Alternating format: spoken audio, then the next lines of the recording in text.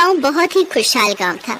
अपने नाम की तरह ही इसमें रहने वाले सभी लोग एक दूसरे के साथ बहुत ही प्रेम भाव से रहते थे। बारिश भी समय पर होती थी, जिससे अच्छी फसल हो जाया करती थी। अगर कोई रोग बीमारी आती भी तो जल्दी ही लोग उससे छुटकारा भी पा लेते थे। सभी जगह खुशहाली ही खुशहाली थी और इस खुशहाली की वजह थी प्रेमपुर गांव में बना दुर्गा माँ का मंदिर। उस मंदिर में दुर्गा माँ की भव्य मूर्ति थी। सभी गांववासी हर रोज मंदिर जाकर उस मूर्ति की पूजा किया करते थे। एक दिन गांव का मुखिया सबसे कहता है, अभी गांव वाले मेरी बात ध्यान से सुनो। सालों साल चली आ रही परंपरा के अनुसार इस साल भी हम सब गांव वाले माता के मंदिर में बड़े धूमधाम से भव्य जागरण करेंगे। मैंने दुर्गा माँ के लिए शहर से नए कपड़े भी ऑर्डर कर दिए हैं। गांव की महिलाओं द्वारा माँ को नया लाल जोड़ा पहनाया जाएगा और उनका श्रृंगार भी किया जाएगा। साथ ही उनकी पूजा के लिए हर घर से थोड़ा थोड़ा दूध घी उस दिन माँ को अर्पित किया जाएगा, समझे? अपने गांव पर दुर्गा माँ की विशेष कृपा है, इसीलिए सभी उस रात जागकर दुर्गा माँ का जागरण करेंगे। जागरण की तारीख आज से ठीक 1 महीने बाद की निकली है। आप चिंता मत कीजिए मुखिया जी, हर साल की तरह इस साल भी हम माता का जगराता बड़े धूमधाम से करेंगे। सभी गांववासी जागरण वाले दिन का बड़ी बेसब्री से इंतजार कर रहे थे। लेकिन जागरण से ठीक 20 दिन पहले की बात है। आधी रात का समय था। तभी गांव की रहने वाली सबसे बुजुर्ग महिला सावित्री काकी अपने हाथ से ढोल पीटती हुई और चिल्लाती हुई घर से बाहर आई। गांव वालों, जल्दी बाहर आओ, बहुत बड़ा अनर्थ हो गया है। अरे जल्दी बाहर आओ। ढोल की आवाज सुनकर सभी लोग बाहर आए। उसके बाद काकी ने जो लोगों को कहा उसे सुन सभी गांव वाले हैरान रह गए। अरे ये कैसी बातें कर रही हो काकी, पर ये कैसे संभव है? बेटा, मैंने तो जो सपने में देखा वही तुम लोगों को बताया, और जब से मैंने ये सपना देखा है तब से मैं भी यही सोचकर परेशान हूँ कि भला ऐसा कैसे हो सकता है कि हमारी दुर्गा माँ जंगल के बीचों बीच बने उस बरगद के पेड़ के नीचे कैद हो। पर हमारी माँ तो काफी शक्तिशाली है। चलो माना कि वो उस पेड़ के नीचे कैद है, लेकिन वो तो स्वयं भी बाहर आ सकती है ना? छोटे से बिट्टू की बात सुनकर सभी सोच में पड़ गए। बेटा, वही तो मैं भी कह रही हूँ, लेकिन माँ ने कहा है कि वो सिर्फ अपने भक्तों के द्वारा ही बाहर आ सकती है। सभी गांववासी काकी की बात को सुनकर हैरान तो थे, लेकिन गांव की सबसे बुजुर्ग महिला की बातों को नजरअंदाज भी तो नहीं किया जा सकता था ना। इसीलिए सभी लोगों ने बिना वक्त गवाए उसी रात जंगल जाकर वो बरगद का पेड़ काट डाला और उसके नीचे खुदाई शुरू कर दी। 2 घंटे खुदाई करने के बाद जो गांव वालों ने देखा उसे देख सभी हैरान रह गए। देखा, मैं न कहती थी हमारी दुर्गा माँ कैद है इस पेड़ के नीचे। सभी लोगों ने देखा तो उनकी आंखों के सामने साक्षात दुर्गा माँ थी। उनकी 10 भुजाएं थी। उनके चेहरे पर एक तेज था और चेहरे पर मुस्कान थी। गांव वालों ने उन्हें पालकी में बिठाया और जोर जोर से माता का जयकारा लगाते हुए अपने गांव के मंदिर की ओर चल दिए। जोर से बोलो जय माता दी, सारे बोलो जय माता दी, मिलकर बोलो जय माता दी, जय माता दी, जय माता दी। कुछ देर बाद उन्होंने पालकी लाकर मंदिर में रख दी। तभी दुर्गा माँ उनसे बोली, मेरे बच्चों, तुम लोगों की भक्ति ही मुझे यहाँ खींच लाई है। अब मैं तुम लोगों के बीच ही रहना चाहती हूँ, और अब जब मैं साक्षात तुम लोगों के सामने ही हूँ तो अब मेरी इस मंदिर में रखी मूर्ति की कोई जरूरत नहीं है।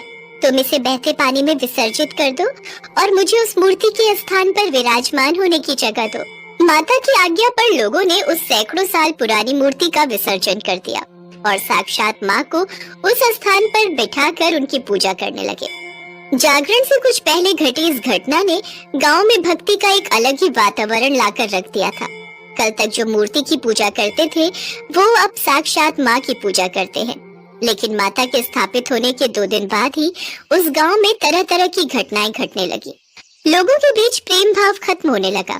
घरों में चोरियां होने लगी। बुजुर्गों का अपमान होने लगा। सुनो जी, बहुत कर लिया मैंने तुम्हारे बूढ़े माँ बाप की सेवा। अब बस और सेवा पानी नहीं होती मुझसे। या तो तुम उन्हें कहीं छोड़ाओ, नहीं तो मैं तुम्हें छोड़कर जा रही हूँ। अरे तू क्या, मैं खुद इन बुड्ढों से परेशान हो चुका हूँ। अभी मैं उन्हें बाहर का रास्ता दिखाता हूँ। बिरजू अपने कमरे से बाहर जाता है और अपने बूढ़े माँ बाप को धक्के मारकर बाहर निकालने की कोशिश करता है। हेलो, निकलो अब यहाँ से। बेटा, कुछ तो हम पर रहम खा। अपने बूढ़े माँ बाप को कौन इस उम्र में घर से बाहर निकालता है? बेटा, बाहर तो बहुत तेज बारिश हो रही है। आधी रात को हम इस बारिश में कहाँ जाएंगे? हमें कल सुबह तक का वक्त दे दो, सुबह होते ही हम चले जाएंगे। अजी ये सब तो इन बुड्ढों का बहाना है। मैं कहती हूँ निकालो इनको लात मारकर बाहर। ये सिर्फ एक घर की कहानी नहीं थी, बल्कि हर घर में यही चल रहा था। भाई भाई से लड़ रहा था और बहन बहन से। औरतों के साथ जबरदस्ती की जा रही थी। लोगों के खेतों में आग लगकर उनकी सारी फसल खराब हो रही थी। कुएं का पानी सूख चुका था, लेकिन दुर्भाग्य का सिलसिला यही नहीं थमा और लोगों की अचानक मौत तक भी होने लगी। एक दिन सरिता की 5 साल की लड़की की अचानक से मौत हो गई। हाय मेरी बच्ची, ये क्या हो गया तुझे? उठ, अपनी माँ से बात कर मेरी बच्ची। लोगों को कुछ समझ नहीं आ रहा था कि आखिर गांव में ये अशुभ घटनाएं हो क्यों रही हैं, जबकि अब तो दुर्गा माँ साक्षात उनके गांव में विराजमान है। छोटे से दुर्गा भक्त बिट्टू के दिमाग में भी ये बात बार बार आती थी, लेकिन वो माँ का ध्यान करता रहा। लेकिन एक रोज उसके पापा का भी अचानक निधन हो जाता है।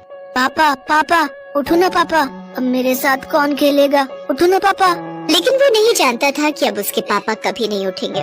बिट्टू और उसकी माँ का रो रो कर बुरा हाल था, लेकिन गांव का कोई भी व्यक्ति उनका दुख बांटने नहीं आया। बिट्टू और उसकी माँ ने अकेले ही बिट्टू के पिता को अग्नि दी और उसका अंतिम संस्कार किया। रात को बिट्टू जब घर लौटा तो उसको नींद नहीं आ रही थी और वो गुस्से में उठ खड़ा होता है और कहीं जाने लगता है। तभी उसकी माँ, बेटा बिट्टू, आधी रात को तू कहाँ जा रहा है? माँ, मैं मंदिर जाकर दुर्गा माँ से पूछूंगा कि उन्होंने मेरे पापा को मुझसे क्यों छीना। ये कहकर बिट्टू गुस्से में चला जाता है।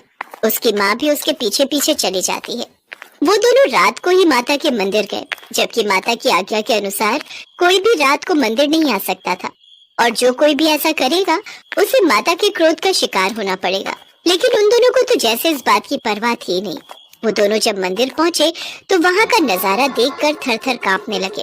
वहाँ माता तो थी ही नहीं, बल्कि एक भयानक राक्षसी थी। उसके 5 हाथ और 3 सर थे। उसका शरीर भयानक काले रंग का था और बड़े बड़े नुकीले दांत थे। उनको देख राक्षसी बोली, कौन हो तुम और इस वक्त यहाँ क्यों आए हो?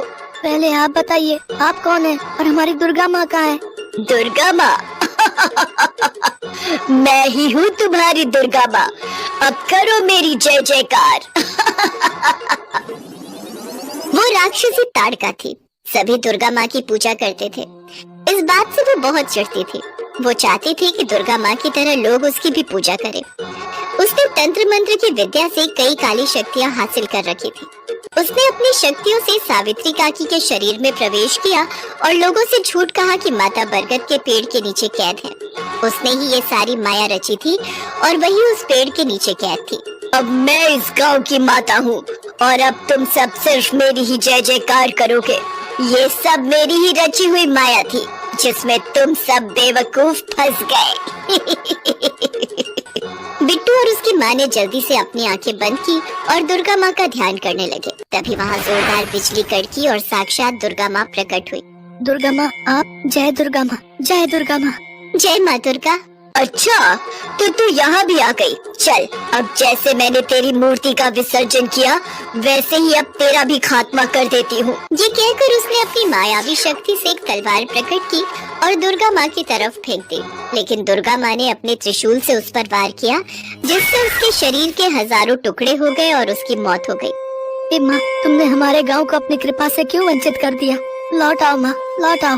बेटे, अब मैं फिर से यहीं रहूंगी और इस गांव को छोड़कर कहीं नहीं जाऊंगी। जहाँ तुम जैसे भक्त हो, मैं उस गांव को नहीं छोड़ सकती। ये कहकर माँ ने अपना दाहिना हाथ उठाया और उससे एक तेज उत्पन्न हुआ। उस तेज से गांव फिर पहले जैसा हो गया। लोग प्यार से रहने लगे। कुओं में पानी भर आया, खेतों में फसलें उगाई और यहाँ तक कि इन दिनों जिनकी मृत्यु हुई थी वो लोग जीवित हो उठे। माँ की महिमा देख सभी गांव वालों ने माँ के नाम के जयकारे लगाए और बड़े धूमधाम से दुर्गा माँ के लिए जागरण किया।